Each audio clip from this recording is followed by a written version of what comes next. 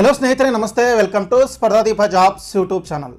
ವೀಕ್ಷಕರೇ, ಕರ್ನಾಟಕ ಸರ್ಕಾರದ ಇ-ಆಡಳಿತ ಸಚಿವಾಲಯದಲ್ಲಿ ಖಾಲಿಯಿರತಕ್ಕಂತಹ ವಿವಿಧ ಹುದ್ದೆಗಳಿಗೆ ಅರ್ಹ ಅಭ್ಯರ್ಥಿಗಳಿಂದ ಅರ್ಜಿಗಳನ್ನು ಕರೆಯಲಾಗಿದೆ. ಈ ಹುದ್ದೆಗಳಿಗೆ ಸಂಬಂಧಪಟ್ಟಿರ್ತಕ್ಕಂಥ ಮಾಹಿತಿಯನ್ನು ಈ ವಿಡಿಯೋದಲ್ಲಿ ತಿಳಿಸ್ಕೊಡ್ತೇನೆ. ವಿಡಿಯೋವನ್ನು ಪ್ರಾರಂಭ ಮಾಡೋದಕ್ಕಿಂತ ಮುಂಚೆ ನೀವಿನ್ನೂ ಕೂಡ ನಮ್ಮ ಚಾನಲ್ನ ಸಬ್ಸ್ಕ್ರೈಬ್ ಮಾಡ್ಕೊಂಡಿಲ್ಲ ಅಂದರೆ ಈ ಕೂಡಲೇ ಸಬ್ಸ್ಕ್ರೈಬ್ ಮಾಡ್ಕೊಳ್ಳಿ. ಹಾಗೂ ಪಕ್ಕದಲ್ಲಿ ಕಾಣುವ ಬೆಲ್ ಐಕಾನ್ ಕ್ಲಿಕ್ ಮಾಡಿದರೆ ಮುಂದೆ ಬರ್ತಕ್ಕಂತಹ ಎಲ್ಲ ವಿಡಿಯೋಗಳ ನೋಟಿಫಿಕೇಶನ್ ಸಿಗುತ್ತೆ. ಹಾಗೆ ನಮ್ಮ ಟೆಲಿಗ್ರಾಮ್ ಗ್ರೂಪಿಗೂ ಕೂಡ ಇದೆ, ಆ ಗ್ರೂಪಿಗೆ ಜಾಯ್ನ್ ಆಗ್ಬೋದು. ಅದರ ಲಿಂಕ್ ಡಿಸ್ಕ್ರಿಪ್ಷನ್ ಬಾಕ್ಸಲ್ಲಿ ಇರುತ್ತೆ. ಸ್ನೇಹಿತರೆ, centre for smart governance CSG ಅಂತ ಕರೀತಾರೆ. ಈ ಆಡಳಿತ ಸಚಿವಾಲಯದ ಅಡಿಯಲ್ಲಿ ಬರ್ತಕ್ಕಂಥದ್ದು. ಇದರಲ್ಲಿ ಅಧಿಸೂಚನೆ ಆಗಿದೆ. ಮಾಹಿತಿ ತಂತ್ರಜ್ಞಾನ ಅಂದರೆ ICT ಕ್ಷೇತ್ರಕ್ಕೆ ಸಂಬಂಧಿಸಿದಂತೆ ಸೆಂಟರ್ ಫಾರ್ ಸ್ಮಾರ್ಟ್ ಗವರ್ನೆನ್ಸ್ ಸಂಸ್ಥೆಯಲ್ಲಿ ಕೆಳಕಂಡ ಹುದ್ದೆಗಳಿಗೆ ಅರ್ಹ ಅಭ್ಯರ್ಥಿಗಳಿಂದ ಅರ್ಜಿಗಳನ್ನು ಕರೆಯಲಾಗಿದೆ.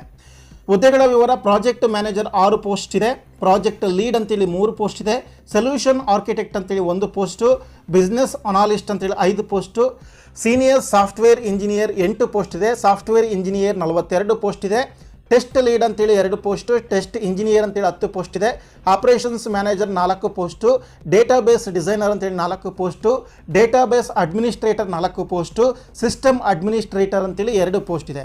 ಆಸಕ್ತ ಅಭ್ಯರ್ಥಿಗಳು ತಮ್ಮ CV ಅಂದರೆ ಬಯೋಡಾಟಾ ಎಲ್ಲ ಮಾಹಿತಿಯನ್ನು ಒಳಗೊಂಡಿರ್ತಕ್ಕಂತಹ ಒಂದು ಅಪ್ಲಿಕೇಶನ್ ಫಾರ್ಮ್ಯಾಟ್ ಸ್ಕ್ಯಾನ್ ಮಾಡಿ, ಎಲ್ಲ ಡಾಕ್ಯುಮೆಂಟ್ಸನ್ನು ಸ್ಕ್ಯಾನ್ ಮಾಡಿ careerscsg@karnataka.gov.in ಇದಕ್ಕೆ ದಿನಾಂಕ 30/6/2021 ಒಳಗಾಗಿ ಇಮೇಲ್ ಮುಖಾಂತರ ಕಳಿಸಬೇಕಾಗುತ್ತೆ.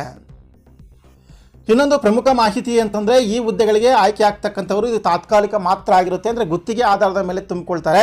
ಒಮ್ಮೆ ನೀವು ಗುತ್ತಿಗೆ ಆಧಾರದ ಮೇಲೆ ನೇಮಕಾತಿಯನ್ನು ಹೊಂದಿದರೆ 3 ವರ್ಷಗಳ ಅವಧಿ ಗುತ್ತಿಗೆ ಆಧಾರದ ಮೇಲೆ ನೇಮಕಾತಿಯನ್ನು ಮಾಡಿಕೊಳ್ಳಲಾಗುತ್ತೆ ಮತ್ತು ಅಭ್ಯರ್ಥಿಗಳ ಕಾರ್ಯಕ್ಷಮತೆ ಮತ್ತು ಸಂಸ್ಥೆಯ ಅಗತ್ಯಕ್ಕೆ ಅನುಗುಣವಾಗಿ ಗುತ್ತಿಗೆ ಅವಧಿಯನ್ನು ಮುಂದುವರಿಸಬಹುದಾಗಿರುತ್ತೆ. ಗೆಳೆಯರೆ, ಆಕರ್ಷಕ ವೇತನ ಮತ್ತು ಇನ್ನಿತರ ಸೌಲಭ್ಯಗಳನ್ನು ಈ ಒಂದು ನೇಮಕಾತಿ ಹೊಂದಿರತಕ್ಕಂಥವರಿಗೆ ಒದಗಿಸಿಕೊಡಲಾಗುತ್ತೆ.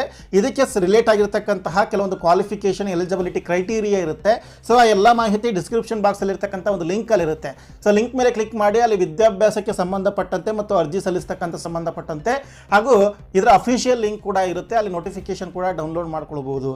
ಈ ಕೂಡಲೇ ಡಿಸ್ಕ್ರಿಪ್ಷನ್ ಬಾಕ್ಸಲ್ಲಿ ಲಭ್ಯ ಇರತಕ್ಕಂಥ ಲಿಂಕ್ಗೆ ಭೇಟಿ ಕೊಡಿ ಅಂತ ಹೇಳ್ತಾ, ಈ ಮಾಹಿತಿಯನ್ನು ನಿಮ್ಮ ಸ್ನೇಹಿತರಿಗೆಲ್ಲ ಶೇರ್ ಮಾಡಿ. ವಿಡಿಯೋ ಇಷ್ಟ ಆಗಿದ್ರೆ ಲೈಕ್ ಮಾಡಿ. ಇದೇ ರೀತಿಯ ಮತ್ತೊಂದು ಜಾಬ್ ನೋಟಿಫಿಕೇಶನ್ ಒಂದಿಗೆ ಮುಂದಿನ ವಿಡಿಯೋದಲ್ಲಿ ಭೇಟಿ ಆಗ್ತೀನಿ. Thank you.